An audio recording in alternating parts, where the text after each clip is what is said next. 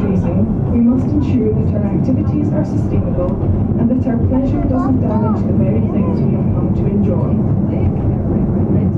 The Cairngorms are among the last great wildernesses in this country, and the entire range is Britain's largest nature reserve and now forms part of the Cairngorms National Park, the UK's newest and largest national park.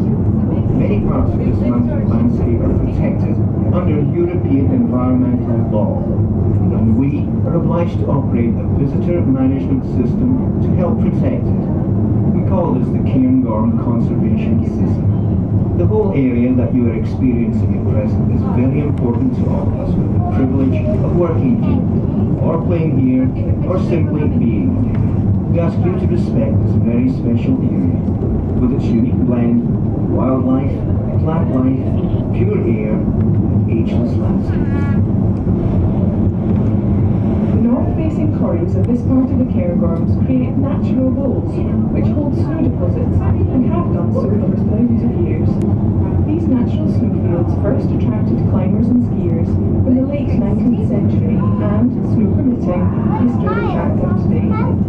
In those early days, there were no such luxuries as uphill transport systems, and the early pioneers used to make the long walk in from Glenmore.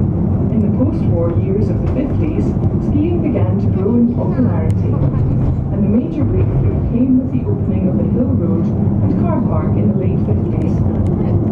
In December 1961, the first mechanically driven chairlift, the White Lady, opened for skiers on Cairngorm.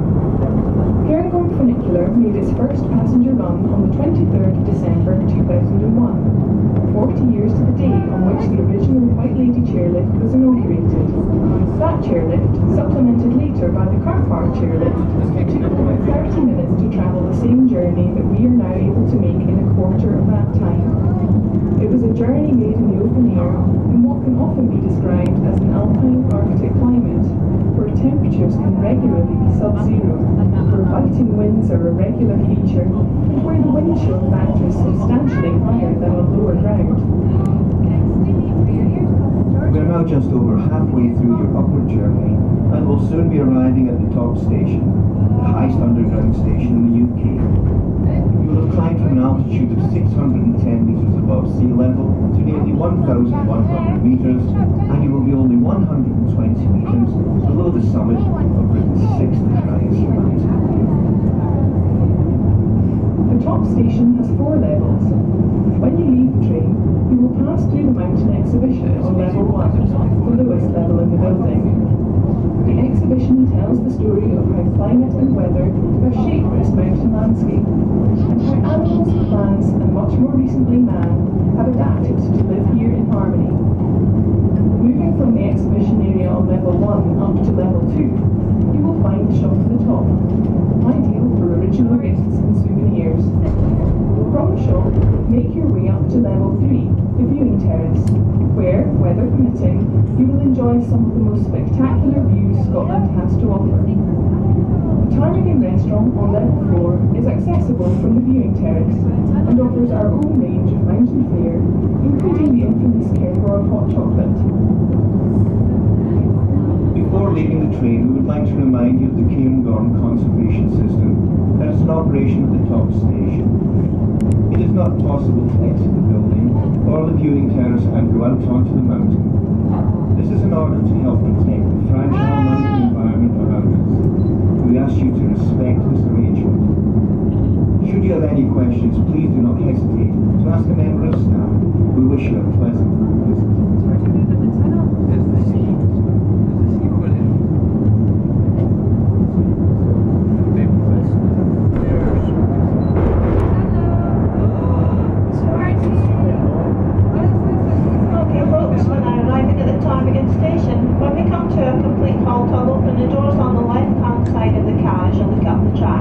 Make your way down the stairs and through the double doors.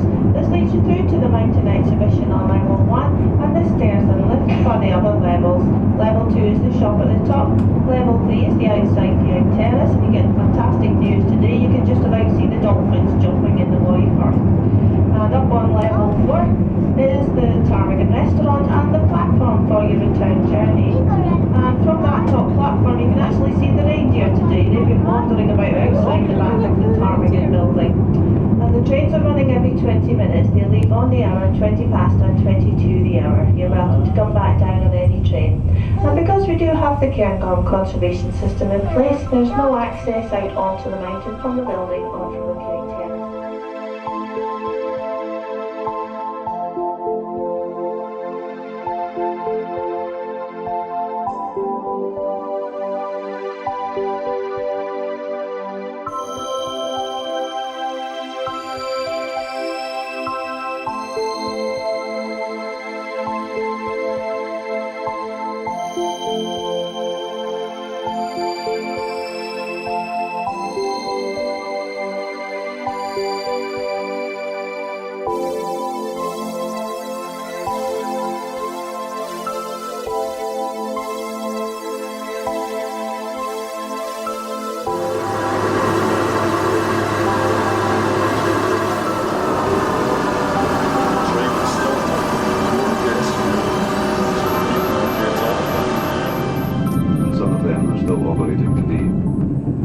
Efficient and environmentally friendly. Indeed, when the Cairngorm Funicular is a full downhill carriage and an empty uphill carriage, which often happens at the end of a busy day, the system actually generates electricity, which is fed back into the national grid. Looking ahead and down the track, you may be able to see the passing loop. The passing loop is exactly halfway along the 1.8 kilometre length of track. It is the only section of double track on the route, and the only time that the carriages come close together. There are two carriages, and they are connected by a steel rope.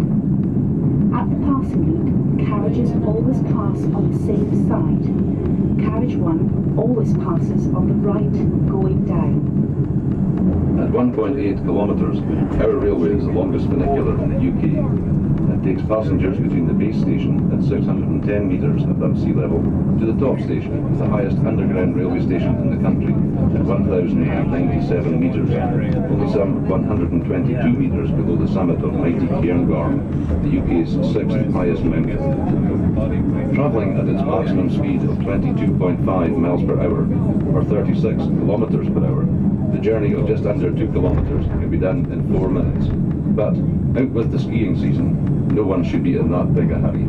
We prefer a journey time of some 8 minutes, so that you can enjoy this totally unique experience. Each carriage weighs a total of 15 tons. That's the equivalent of about 12 family cars, and carry a maximum of 120 passengers standing. This is a bit of a squeeze due to the busy days in winter, and we reduce this capacity for a more comfortable summer journey. The transport system is powered by two 500 kilowatt motors, which are located at the top station. Each carriage is attached to a hull rope, while a lighter counter rope is also attached to the carriages to form a complete loop. The counter rope maintains a tension and cooling system. As the carriage at the bottom is hauled up, so the top carriage descends very much like a lift. As one goes up, the other one goes down. The carriages are connected by the ropes and can only move at the same time. The whole system is operated by computer from the control room at the top. Moving back to the landscape, many visitors ask about the fencing on the mountain. This fencing is critical to gathering snow on the ski runs in winter. As the snow falls in the wind, it is lowered into the fencing and sealed up along the sides. Snow-moving machines called piece machines then move drifted snow from the side of the fences, spread it out and pack it down on the ski runs. This is quite a common sight in Scottish skiing, tends to be fairly barren and windswept. When the snow does eventually melt, it reveals a number of footpath trails, including the All Abilities Trail and the Lower Cass Loop, which leads on to the Cass Mountain Trail. These footpaths have been especially designed to allow visitors to discover the mountain in relative safety and in their own time. If you are very lucky, from these paths you can see most of the plants and birds that inhabit these high parks. As we approach the end of our journey, on the left, facing downhill, just before we enter the base station, you will see the early stages of a unique mountain garden. This is part of ongoing restoration work on site, and the garden is located on the former site of the old chairlift station. In time, the mountain garden, the highest of its kind in the UK, will become a visitor attraction in its own right.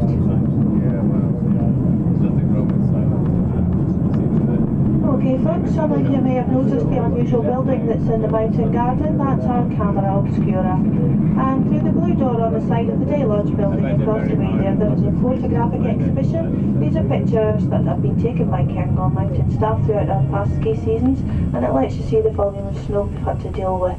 The highest part of the track for the funicular is 4 metres off the ground, and we were having to dig the track out every morning when we got into work. That's after digging out the road and the car parks first.